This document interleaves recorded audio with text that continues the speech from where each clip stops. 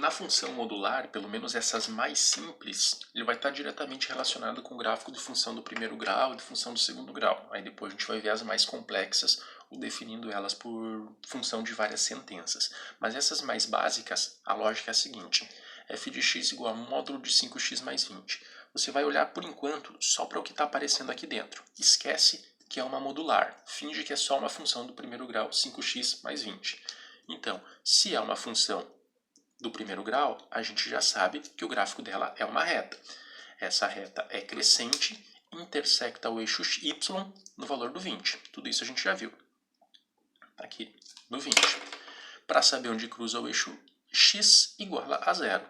5x é igual a menos 20, x é menos 20 sobre 5, x é menos 4. Então ela cruza o eixo y aqui no menos 4.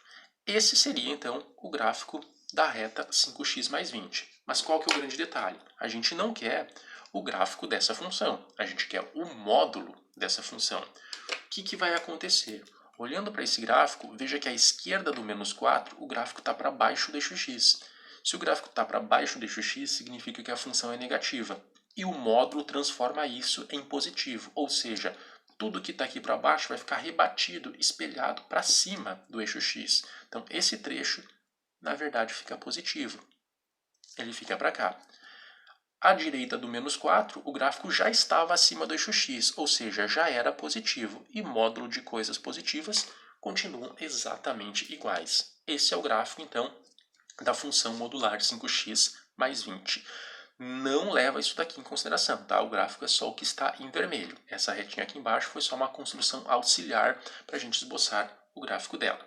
Se porventura tiver um mais ou um menos um número aqui fora do módulo, isso vai ser responsável por gerar uma translação vertical no gráfico da função. Então a lógica é a mesma. Olha para o que está aqui dentro, 2x menos 6, e esboça o gráfico disso. Ela é uma reta, intersecta o eixo y no menos 6, e o eixo x na raiz, que é igualar isso a zero. 2x igual a 6, x igual a 6 sobre 2, que é 3. Então, eixo y no menos 6, eixo x no 3. Estaria aqui o gráfico da 2x menos 6, sem levar em consideração a translação do menos 3 e sem levar em consideração o módulo. Levando em consideração o módulo, o que vai acontecer?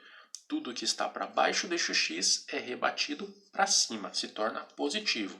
Então, se ele cruzava o eixo y aqui no menos 6, ao ficar rebatido aqui para cima, fica positivo e passa pelo 6. Então, isso é o gráfico da módulo de 2x menos 6. O que a gente faz agora?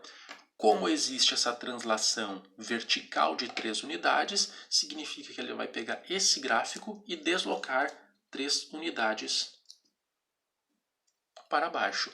Se cruzava no 6, cruza, na verdade, 3 unidades abaixo, que é 6 menos 3, que é 3. E esse biquinho, esse vértice aqui da função, estava bem certinho no eixo x, vai ficar 3 unidades abaixo. E segue a mesma lógica para as funções do segundo grau. Considera a de dentro como sendo uma função, x² mais x menos 12. Já sabemos que isso intersecta o eixo y no menos 12. E o eixo x na raiz, que temos que igualar isso a zero. Um número mais o outro é o b com sinal trocado, um número vezes o outro é o menos 12. Isso vai nos dar menos 3, aliás, menos 4 e 3, como raízes. Então, raiz menos 4 e 3. Inicialmente, o gráfico seria uma parábola como essa. Parábola com cavidade para cima, eixo y do 12. Mas isso sem levar em consideração o módulo. O que o módulo vai fazer? Vai pegar tudo que está para baixo do eixo x e rebater para cima do eixo x. Então o gráfico da função fica com esse formato. Cruzava o eixo y no menos 12, o módulo transformou isso em algo positivo, vai cruzar no 12 positivo. E as raízes permanecem a mesma. Para o caso da existência de translação, segue o mesmo princípio também. Faz a prévia do gráfico da função para depois transladar, nesse caso, 2 unidades para cima.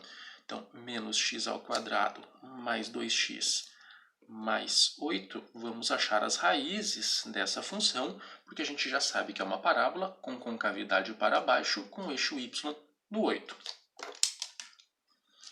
Interceptando o eixo x, vamos multiplicar por menos 1, para já não precisar levar em consideração esse menos aqui na soma e produto. X ao quadrado menos 2x menos 8 igual a zero. Um número mais o outro é o b com sinal trocado, um número vezes o outro é menos 8. Números que somados de 2 multiplicados menos 8 é menos 2 e 4. Então, menos 2 de raiz e 4 de raiz. O gráfico da função do segundo grau está aqui. A parábola com a concavidade para baixo. Só que isso é só o gráfico da quadrática. Levando em consideração o módulo, o que está para baixo do eixo x acaba sendo rebatido para cima do eixo x. E o último passo, faz a translação. Para fazer a translação, desloca esse gráfico 2 unidades para cima. Então está aqui. Ela cruzava o y no 8, como foi 2 unidades para cima, vai ser no 10. As raízes continuam sendo as mesmas aqui, alinhados com o menos 2 e com o 4, e essa altura, que estava alinhado com o eixo x, ficou 2 unidades para cima. Fica no 2. Aqui está o gráfico da nossa função modular.